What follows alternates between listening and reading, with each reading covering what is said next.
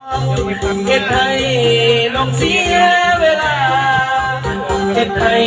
น้องมีน้ำตาที่ผ่านมาก็โทษจากใจอายเป็นคนผิดที่ไม่คิดกับน้องสาวไว้ถ้าอายมันออกจากใจแต่เห็นยังไงป้าเมียบ่ลงหรือว่าสองเราแอบพบกัน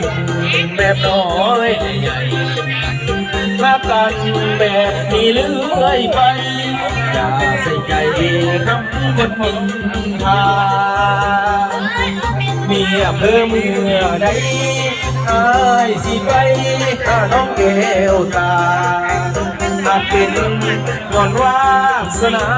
สร้างสองเขามาพบกันอย่างนี้หากว่าน้องบ่ยังเป็นสำหองของอายสองเฮาต้องห่างกันไปอีกข้างสายเย็นเข้ามา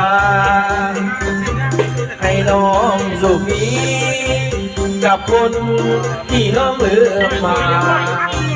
แต่งดองกับงานนี้ว่าเสียดายเสียดายที่ไปสว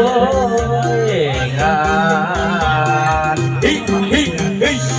พระเมียบ่ได้ลีนะพี่น้องเด้อเมียมุนพระบ่ได้เมียตั้งเมียแจ้งพระบ่ได้เด้